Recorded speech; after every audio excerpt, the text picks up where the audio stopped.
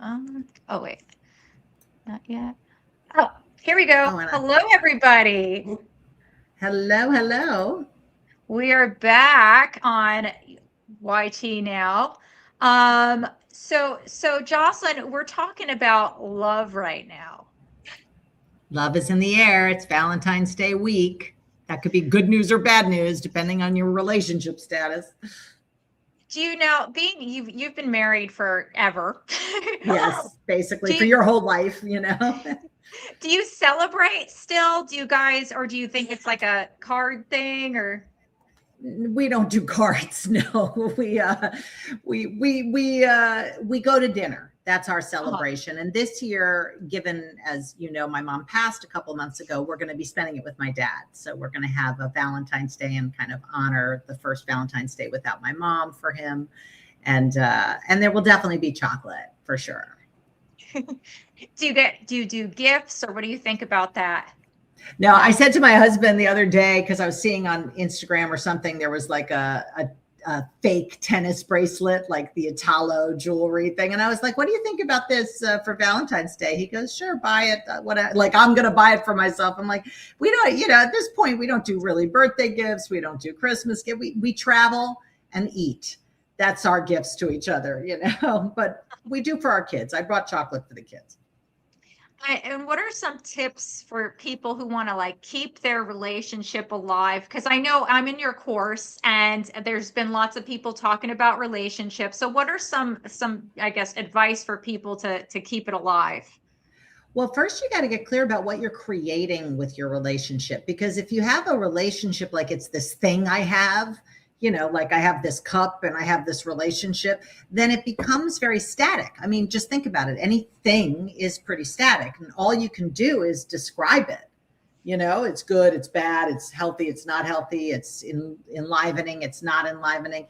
So when you're in the space of creation with a relationship, you have to be ongoingly watering that tree that bears the fruit and creating an experience in the relationship. So we, for this year, the vision that we have, not just for our relationship but for our lives, Michael and I always create a vision in the beginning of the year, is a freedom and fulfillment. So freedom and fulfillment is kind of the lens that we are looking at our life through. So as we function day to day, because, things that you have to go to the Costco and you got to, take out the cat litter and all those things that are not very sexy. It's all inside of that game of freedom and fulfillment. So how do we manifest freedom and fulfillment at any given moment, whether it's taking a trip or a staycation or, like the other night, I was saying to you earlier, it was like 1 degree here in New Jersey, and our building lost power and heat. So we could have been like, oh, this is messed up. Like, what's wrong with this building? Blah, blah, blah, and had a whole reaction to it. But instead I was like, okay, let's pivot. What are we creating? Adventure. So we went and got like LED lights, and, we were like, okay, we have candles, and, we actually had a neighbor, which I can't believe this. She had a generator and a little heater. So we went and got that, and she was having the Super Bowl party, and she had power. So we ate some food, watched the Super Bowl, and then came home, and we're ready for this nice romantic kind of adventure. And then the power went back on. So it's just always be creating. ABCs, always be creating. Now, in the other live stream, we were just on Instagram talking for a while, but you mentioned how your parents were together and then they broke up and they got back together. Any advice? Because I've been in a lot of relationships where I've gotten cheated on and I get really jealous. So how did your mom handle that? Like, she was remarkable, at first, and it was a pretty public affair because my father had an affair with Elizabeth Taylor. So this is quite a while ago, but it was not a little, it was like in the news. And wow. She did leave him, and he had other affairs, and that was sort of like the straw that broke the camel's back. And she was really a victim about it. I mean, she was devastated and felt, like betrayal and all this stuff. And then she did a transformative program called the EST training, which back in the 70s was kind of all the rage, right? And we were living in LA at the time. And when she did that program, she came out not as a victim, but as like a force of nature. All of a sudden, and you're in Word Boot Camp right now, my program, she had a word in the matter of her life. And she told my father, you're going to take the kids. I'm taking the kids back to New York. And he was like, no, you're not. He was like kind of a bully back then. You can't imagine that now because he's such a love bug, right? But he was kind of a dick. I hate to say it, back then he would say it though. And she said, well, I am going to move back to New York with the kids. He goes, no, you're not, unless you get an apartment in the PS6 district and you get a job and you get an apartment under $600 a month and all this kind of like criteria. She said, fine, take them for 2 weeks and I'll be back. So she went to New York and she came back and he goes, I hope you got that out of your system.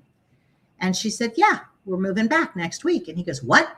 I told you you can't unless you get. And she goes, I got an apartment in the last block of the PSX district. It's $585 a month and it's 2 bedrooms and 2 bathrooms. This is how long ago this was. And she said, and I got a job. And he didn't know what to do because she had not had that kind of power before to say something and have it happen like that so quickly. So we moved back, and then fast forward a year later, he did the same training and they got back together. And they just saw that there were all the reasons and justifications were not as important as what they were creating together. And they were together for 66 years until she passed. So, it is remarkable. She forgave him? Listen, that's happened to me. I've been cheated on. And, you don't forgive somebody for them. It's you forgive them for you, because if you don't forgive them, you're holding resentment in your heart. And then you're the one who's suffering. So it's like not forgiving is like eating poison, hoping they die. Forgiveness is about giving up the desire to punish and giving up resentment. When you give that up, you open up space in your heart. So it really is a gift you give yourself. Whether or not the person, and I've worked with people, that have been beaten, that have watched soldiers kill their family. In my nonprofit work. And the moment they forgave the killers or the soldiers or the rapist, then they're free. So it's not about condoning what happened or didn't happen. It's about being free. Oh, so my specific issue is that I've just been cheated on so much that whenever I date someone, I become crazy. You're like paranoid. I'm so paranoid. I'm like, if they're like doing something on their phone, if we go out, if they talk to anyone, like, how do you get over that?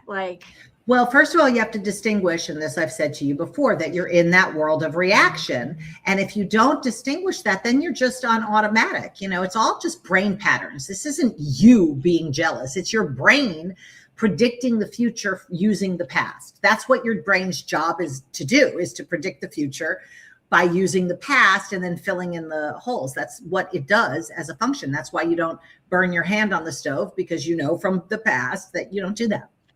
So, sorry, I'm going to cough. So you have to know that your brain is on automatic so that you can interrupt it and create what you're committed to with that person. Trust is a gift you give. Nobody deserves trust, because everybody says stuff and doesn't do it. Nobody is trustworthy, not you, not anybody you've ever dated. So it isn't about can I trust this person? It's that if you don't give them trust, the relationship won't work. So what's your alternative? Not to trust them and then be like a crazy person? No, you give them trust. And then sometimes people do things that are not consistent with what they said. And you don't have to make them wrong. You just have to realize people have a weak muscle when it comes to their word. And have some compassion. Doesn't mean you have to marry the person or live with the person, but I have forgiven that and stayed with the person. It's like what is more important, what I'm creating or that they said X and did Y. Sometimes it'll be a deal breaker and sometimes it isn't. Wow. That's a very, I guess I gotta work on that. And whenever you told me that story about your mom, I was just like, wow, how did she do it? Because that's a public thing. And she was the original unmessable with. I'll tell you, that's where I got what it looks like to be unmessable with. What it looks like is you be your word, not your thoughts, not your feelings, not your reactions, not your opinions, not your beliefs, not your righteousness. You be your word. And she was a creator. She created her life, our life. None of us would have the life that we have if it hadn't been for her. And she was always that way. She always was a woman of her word. why do you think, what do you think sparked the whole transformation? So your mom started this journey, right? Like, so was it the thing that happened with your dad, or was she always just into, personal, She wasn't into personal growth at all. It was after that happened with my dad. My dad had written a script with a guy named John Allen, and they pitched it to Elizabeth Taylor. That's how he met her. And then they ended up having this affair, right? So the guy who wrote the script with him said to my mother, you should do the S training. When she was being all like at the effect of this thing that happened, she was like, he said, I think you should do this. I think it would really help you. And she went and registered that day. So it was really because of the project with Elizabeth Taylor that we got transformation in our life. And thank God, because I wouldn't have the life that I have. That's for sure. Wow. Wow. And now we're getting a lot of questions. I'm going to go to some comments. Creating, how do you disappear what's not working in the relationship? Well, first of all, you have to make requests. You have to communicate what's not working. So you have to say, when you did this thing that didn't really work for me, I request that you blah, blah, blah. Or you make promises, so requesting and promising creates a future that wasn't going to happen anyway.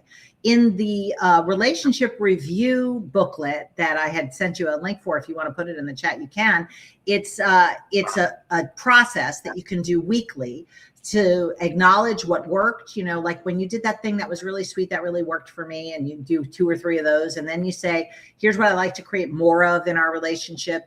And then you say what didn't work. Now, if you do this every week, it doesn't build up. If you wait like every 8 months to do this, then you're going to have like a laundry list. So you want to do it weekly. So you're kind of like shoveling the snow while it's snowing, so that it doesn't pile up too much. And then you end up snowed in your relationship. And you make requests and promises for each week. And here's what I'm promising this week. I'm going to give you a kiss before I go to work every morning, or whatever. Or I request that you give me a kiss before you go to work every morning. Wake me up if you need to. I don't want you leaving without giving me a kiss, or, whatever you're creating. It can be fun and light. It doesn't have to be this big, heavy thing. Yeah, you mentioned in your course, because guys, I take Jocelyn's weekly course, and it's amazing. It's really helped me. I honestly, I moved into my house 6 years ago. I talked about cleaning out that backyard. So I've been talking about it for 6 years. And when you said make a bold move, I was like, okay, I'm going to do it. And, I did it. So and I you guess did it. I did it. I got to show you the before and afters of the backyard, Jocelyn. Oh my God. And the trees, all we heard about was those trees for like 2 weeks. My neighbors have been thanking me, like they knocked on my door saying I improved their view of the valley. Wow, look at that. You're creating connection while you're cleaning it up. Yeah, I'm not sure, I'll send you a picture of it, but it's been really helping me. One thing you mentioned in the course about how your husband cooks for you. How did you get that? When we're in France, he does that. He does not do that for me in the States. But when we're in France, he's not working. So he makes sure that I eat, because I'll forget to eat, quite honestly, and he takes great care of me when we're there, and then when we're here, I'm kind of on my own. I gotta fend for myself and, kill small animals and eat them or something. Now I get salads. That's awesome. Yeah, there's an audio. Yeah, is it both of our audio, or is it just Lauren's audio? Because I hear the breaking up on Lauren's video audio. Is it both? That's weird. Let me see. Guys, is that better? Let me know. Oh my God, so much better. Yeah. Oh, so yeah, I guess I had the wrong mic selected this whole time. Well, no, it was in the beginning. It wasn't. And then all of a sudden it started being like that. Okay. Well, thank God it's working now. I'm about to post the link. I've been trying to send myself the link to should I send them the course or the work? You made this beautiful workbook. I can here. I'll put your link to the course in, right? Okay, so I gotta join. Cool. Then I have to join I have to join my YouTube account to be able to do this. Okay. Yeah, don't worry. I just emailed it to myself. So you think the course or the workbook? I would say the workbook is free. So give Yeah. that to them for sure. If they want to be in the course, we can put that in later, but I always want to give you a little sense of what's possible without having to pay any money. Although the course is worth every penny, just for the backyard. And your garage, last time you cleaned that was unbelievable. Yeah, I mean, unfortunately, the lady that was helping that I found to help me, she kind of disappeared, and I had one of my friends passed away and I helped clear out her house. So now her like half of her house is in my garage. Uh, And I was okay, well, you plan. That's the next plan. You just got to I backwards plan it. Yeah, no, she's having her memorial next month, so I'm gonna say I didn't I felt bad throwing stuff out because we couldn't take that many trips to the donation place, and I was like, I can't just Yeah. throw out her stuff, so I'm gonna bring it to the memorial, and I'm gonna let everybody take a piece of. Oh, that's great. That'll be so nice for people. Yeah, but it's just still, or like I keep creating these problems of like collecting more stuff, which It's an addiction, and it's kind of like you have to not pick up the cocaine, you have to not press Amazon, whatever it is that's coming to your house, because ultimately you could ask yourself a question: do I want this? Do I need this? Have I used it in 5 years? And then kind of determine stuff that way. But it is an addiction that needs to get broken. It's one of those things. Well, part of the thing too is I don't even buy anything anymore, Jocelyn, just because of the followers. I get sent stuff every day, and they're things, and then I get invited to gifting suites, and like I love going to gifting suites. So it's Of just like course. this. Yeah, it's so hard, but I've been saying no to things now, which is good. But it's still, I'll then I'll feel But you guilty could set, saying no. but you could set up a gifting program of your own. Things you get gifted, you gift to your, like you could come up with a whole campaign that makes a difference for people and for you, so you don't have a bunch of stuff in your house. This is very true. But anyway, guys, Yes. love and relationships. This is an amazing free booklet that Jocelyn made. That if you are in a relationship, it kind of helps with connection, which I Yeah. think, yes, think really helps, and planning, which I think is a kind of one of the things that I've lacked in my life, and you really And are great. also with word, like creation, so that you're not just reacting to what's happening in your relationship, you're creating what's happening with your word and your actions, but first with your word. Because if you're in a relationship and you're just kind of like not fulfilled or something like that, I promise you're just not creating it, because fulfillment is available at any moment, but not in the world of description and reaction. And so it's, what world are you in is the question. And if you can maneuver yourself out of the world of reaction and into the world of creation, at any moment, you can experience love, fulfillment, connection, intimacy, whatever you want is available. You just have to be creating it, not trying to get it out of a situation or a person. Well, I guess another question is, and I don't know why this is. For some reason, I keep dating men who don't want to get married. Why is that? Well, I didn't want to get married when I met my husband. I was not interested in getting married. So probably because you have some conversation about, having to change somebody. So if and women have this a lot. This is a common thing where they want to rehabilitate the man or get them to be who they think they could be. So if they were already just how you wanted them to be, you'd have nothing to work on. So it kind of makes it a project for you. So I would give up the agenda about getting married, and I would create a context for your dating life, which is like either discovery or adventure or something that's going to be fulfillable and fulfilling with or without the agenda of the marriage. Because people say they want to get married, but like, really, why? What do you really want? It's not about being married. I mean, you could go marry somebody who needs their green card, whatever. It's about the connection or the space of family or partnership. Like, what do you really want? Because the marriage is just a content. It's not the thing you really want, which is spatial or experiential. So whatever it is you really want that you think you're going to get from marriage, Focus on what you want. That's the vision, not the vehicle. The vehicle is getting married or not getting married. But it's like people who want to have kids because they're married and they lose their spark. Let's have a kid. That's insane. You lost your spark and now you're going to have a kid to try and get it back. May the force be with you. So you really have to be asking, what am I creating in this relationship? What am I creating with this person right now? I mean, you and I aren't going to get married, but we could create the space of love and appreciation right now. In fact, I just did, and then here I am, present to my love for you and my appreciation for you. So you could be creating that with anybody, and the marriage thing becomes an agenda rather than really what you want, which is the love or the connection or the intimacy. Or the kids. Or the kids. Well, kids are content too. Trust me. I have 3 of them. You can have one. It's like they're great, but kids themselves aren't anything. And believe me, you can deal with a lot of things with your kids that you wouldn't want to deal with in life. And I have, and it's what are you creating as a space as a family? A space for communication, a space for partnership, a space for, being loving with each other. So again, same thing with kids. You think a thing called marriage is going to make you happy. It isn't. It's just a bigger plate to deal with.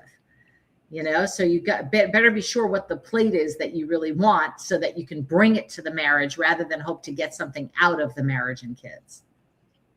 And finally, you really gave some great advice in the class that we're in, the word class, which actually, guys, if you want to see me get up and talk about my problems, hear about my problems, you should definitely, there's a replay that you're packaging as a course. Yes, and you are in many clips. That is true. You are in many clips. So it's called Word Bootcamp, wordbootcamp.com, and it'll be released on February 26th. But if you register now, you'll get it on February 26th. And it's kind of funny because I guess I've been working with you for a while, but I never realized how much not keeping my word to myself hurt me. It's a big impact, and people kind of shrug it off. Like I say to people in the course, you're a cheap date with yourself because it takes nothing to have you, bail on your own word. You say you're going to go to the gym and you don't feel like it and you go push the snooze button. I mean, it really takes nothing. Most people are pretty good with their commitments with other people. Most people, not everybody, but their commitments to themselves end up just being really iffy. So one of the things we work on in that workshop is developing the muscle of your word to yourself, because there's a huge impact. It's self-trust.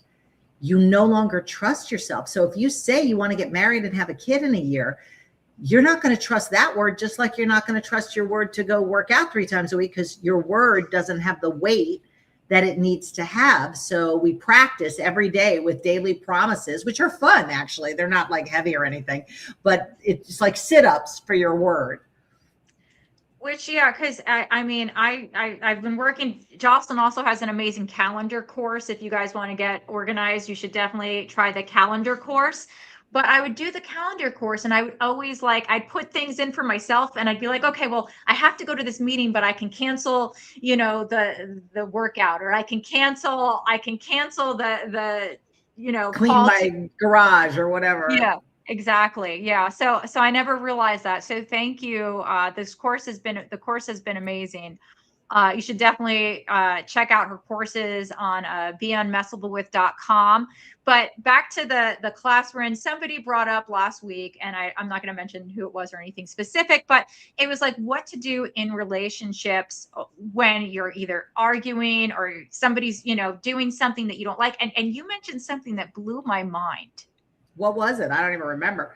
You said do something nice. Oh, well, for her, she had created a vision for her relationship, which was love. So that was the vision. And then this person would say things that you could take personally or be offended by. So she'd go into the world of reaction and be offended. Being offended is a reaction, obviously. Yeah. So she had stopped practicing hacking the reaction and going back to the space of love. And when you have a pre-created space like love or passion or whatever it is, you have to have actions that will bring you to that world. They're like a bridge. So the actions are like a bridge that brings you into the world of love. So the pre-created actions were like make a cup of tea for him or give him a hug. And those actions get you out of being right about being offended and put you into the real game that you really want, which is to be loving. So yes, it takes a lot. Yeah. So how do you not get like upset by it? How do you not like, I guess, get reactive if Well, they're you do get reactive. The question is how quickly can you pivot out of it? That's the hack methodology. So there's another free thing on my website called the instant reset, and it gives you the step-by-step process to see that you're in the world of reaction, interrupt it, get to neutral, and then go to your vision. Because that's basically the methodology. It's a muscle though. You got to practice it, and it takes practice, but it's not that you're never going to get reactivated. You're a human being. Of course, your brain takes over. But if you can see it, you can interrupt it and create what you're really committed to. Wow. Well, I need to do that one because that's definitely a muscle. I was just like, it was like the first time I heard it, I was like, wow, really? Like, this is. Yeah. And it's not even do something nice. It was do something that would be an expression of her vision, which is love. So if she had created a different vision, like let's say her vision was curiosity, I would have said, ask a question.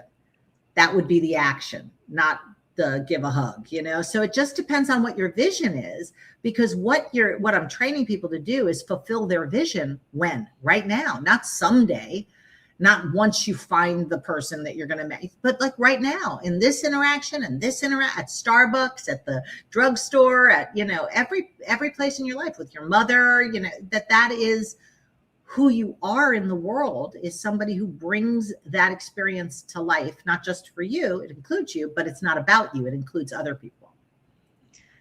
Yeah, I guess I just have to work on I get into reaction mode so easy, like, and my emotions and my feelings, and I just get all like, it's just. Well, it's like what I said in Word Boot Camp, whatever you honor has power in your life. And if you honor your feelings as if that's the most important thing, then that's what's going to have the power. So you're going to wake up, you don't feel like doing something, and then you're not going to do it because you listen to your feelings like that is the steerer of the ship. Is that a steerer? I don't know. The captain of the ship. If you honor your beliefs, then, there are people who will put on a suicide vest to die for their beliefs, because for them, they are their beliefs. They don't have beliefs. They are their beliefs. If you honor your dog as who you are, like you do, then you will go and after somebody if they insult your dog, because for you, they're attacking you, right? So whatever you honor has power in your life. However, most things you don't really have 100% say over, because your thoughts, your feelings, they just sort of happen. If you were the author of your feelings, you wouldn't feel half the way you feel, because a lot of it is very disempowering, right? Or your thoughts or your opinions or whatever. So the only thing that you have 100% dominion over is your word. And if you can identify as your word, you can use your word, as I say, as your wand to create your life. But you have to honor your word, not your thoughts, feelings. You have thoughts, you have feelings, you have opinions, but that's not who you are. And you know that because there's been plenty of times where you didn't feel like going to, be on a set that day, but you went because you said you were going to be there, and that was the deal, right? So if you could start dealing with your word as though that is the thing to honor, no matter what you say, whether it's take the garbage out at 7 or be faithful to your partner or whatever it is you're creating with your word. People justify breaking their word because they think, well, but it's not so important if I go to the gym, nobody will know. But that's their eyes on the wrong thing. They're looking at the thing they gave their word to rather than their word itself. And if it's your word, it's equally as important whether it's be faithful to your partner or it's, get up and work out at 7. How long did it take you to master all this, Jocelyn? Well, I have been participating and leading. So I've been participating in transformative workshops for 47 years. And I have been leading them for 39 years. So it's a lifetime, it's a lifetime. And, I still, like when I found out there was no power, I was like, what the fuck? But it was like a moment. And then I was like, okay, what am I creating? Because I've been practicing this for so long. So it's really about how quickly you can get out of it. And that is a function of muscle, and that is a function of practice. And I have the methodology for people to practice, and you can get all sorts of free stuff on the website that you can begin to practice. I'm in the middle of writing a book that'll put this whole thing in a book, and it'll come out later this year for people that can't afford maybe to work with me. And but my classes are pretty inexpensive. You know, the one-on-one coaching and that stuff is pricey, but you know, you don't have to do that. You can create a gym in your life through a lot of the lower tiered stuff that I have, because I'm committed that everybody have the opportunity to live this kind of life. It's magical. And you have a podcast too that people can watch, which is free. And it wasn't it like top Apple streaming podcasts? Yeah, it was like number 23, I don't know, something like that last year, but now it's not that number, but it is a top 2% podcast. It's called Be Unmessable With. You can get it on every place you have podcasts, Apple, Spotify, it's video, and YouTube, my YouTube channel. Absolutely. That's where and that's just Be Unmessable With, right? Yes. Yes, guys, make sure you subscribe to Jocelyn. Oh, Jen Rudolph came in here and she commented, I've known Jocelyn for years. She is the best, one of the smartest, most emotionally intelligent coaches out there. Everyone go work with her. She looks 30. I'm like, who's that? Can I be your friend? 30. I have a 30-year-old daughter. Okay. So think about that. You know, it's crazy, Jocelyn. I feel like you've been looking younger. I don't know. And I wanted to say, like, I was like, what is she doing? Is she doing any plastic surgery? Like but I am doing something, because like I never moisturized my face or anything for my whole life. And I started using, this is so sad. I started using Ellen DeGeneres's Kind Science like every day. And I love it. I think there's actually a difference, but you know. I got to look up what's in there, because you have this like radiant glow to you. And I wanted to say, like, when we were doing the coaching classes, I'm like, is it her camera? Like, what is she doing? Like, it's just you're like glowing. Kind Science and Il Maquillage Foundation. Those are the two changes that I've made, but it's funny. That's funny. That's awesome. And now the last thing we're going to promote is the Thrive Cart group coaching in March. Oh, group coaching, yes. Can you tell us about that? I'm just going to grab this link so everyone can hear about it. And Lauren's in that and has been in almost every one for the last year or so, but it's 90 days. It's 3 months of working with me almost weekly. And you have me in your back pocket, basically. So we come up with what are your goals for the 3 months. We come up with a plan. We deal with the hack and what's messing with you. And you have an environment of people. It's a great group of people that all want to produce results inside of their dreams. So you're in like a like-minded group that is out to disappear the reasons rather than get agreement about the reasons why things aren't happening. So it's a really powerful 3 months. And people have produced results like, you know, we had your agent now, he wanted to be on podcasts and he booked something like 200 podcasts in the 3 month period. We had my father, he completed his memoir and got it published. We have people who have doubled their business. I had one person who 10x'd their business in the 3 months. We have people that have started companies, nonprofits, podcasts. I mean, like lots of different kinds of results, lost 25 pounds in the 3. I mean, people come with whatever kind of results they want, whether it's business or personal, and they end up producing those results. It's pretty cool. What I loved is the woman who sold a jet. I was like, That's right. And now she's in my mastery program, because I have a year-long mentorship program for entrepreneurs who want to minimally double their revenue while working less. And she's now in that just started. And she's now in a game, forget it. She like wants to buy property and this and that. I mean, it's pretty exciting how it unleashes your dreams. What I like about it and what I think is really like interesting is like when you're in a group, it also like inspires you, because a lot of people, when they're telling you what's going on, it's like, I had these same things happen to me. Even it was so funny because you did that free, it was a free course you did. It was around Thanksgiving. It was the holiday workshop. Yeah. The holiday workshop. And one of the girls who shared, she used to be a dancer and like people, and I'm like, oh my God. It was like, it's so crazy how like, I was like, I've gone through that same exact thing of like, you know, not knowing what to say to the family because, you know, they're bringing up an old career. And I was just like, was like so thankful that she brought that up because I didn't even remember that. But like you brought it up. You know, it's been proven, there are studies that have proven that when you're in a group environment for coaching, you produce 40% more results in less time because of Oh, the group dynamic. And that very thing you're speaking to is why, because you can see yourself in other people. And it goes beyond your own blind spots because it's not as threatening to see yourself in other people. Somebody asked, do you think guys want to earn more money than women? Not from what I see. I mean, I work with like probably 40% men and 60% women, and the women are just as ambitious when it comes to revenue, and sometimes more than the guys. So the answer is no. well, this has been awesome, Jocelyn. Thank you for jumping on. I love having you on. You've Always. kind of cleared up a lot of my relationship questions. I can't wait to work on that workbook. Oh, good. Yes, definitely. And for anybody who's not in a relationship, you can use that workbook for people at work too.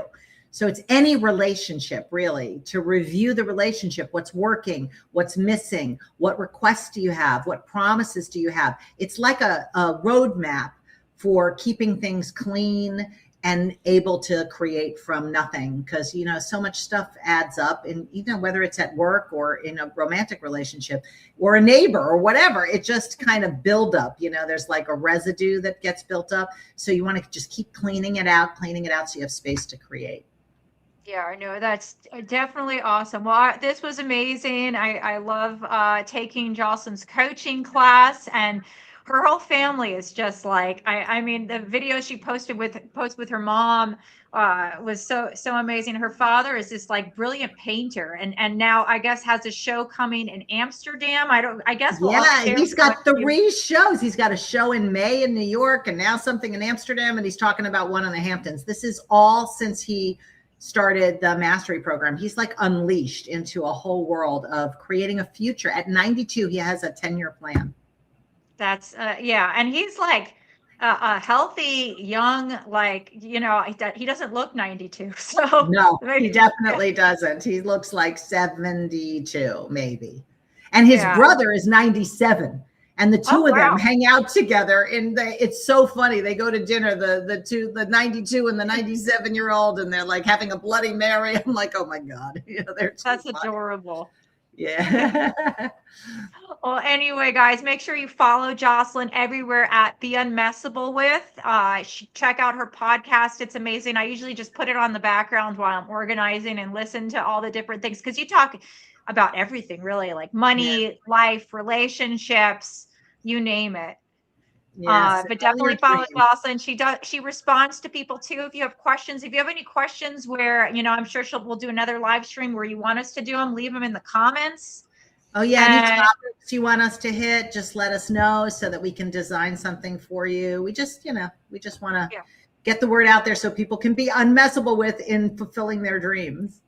Yes, Gladys said she seems cool as. Yes, she's very cool, guys. I don't think we talked in this video about how she had the number one hit song on the chart, which is on the Billboard chart. 1993, March 17th, 1993, we went number one. We knocked Whitney Houston out of the number one spot after 14 weeks with I Will Always Love You as the number one song. We were the next one. That's so cool. So cool. Thank you so much, Jocelyn. My pleasure. And Thanks for having me. wishing everyone a wonderful Valentine's Day. Create what you want to create for the experience of Valentine's Day. So just create a word like I'm creating connection, or I'm creating intimacy, or I'm creating fun, whatever it is, and have that be the theme, like you're heading as a sailor, and just true yourself up to what you're creating so that you don't get hooked by somebody spilling red wine on the table, or the chocolates not being what you wanted, or whatever. Okay. Well, thanks so much, Jocelyn. I will try to not be so sad on Valentine's Day. Yes, exactly. Just go with George. Go out with George, your true love. I will. Yes. Bye. Bye, everybody. Bye. Follow Be Unmessable With. Thanks, Lauren.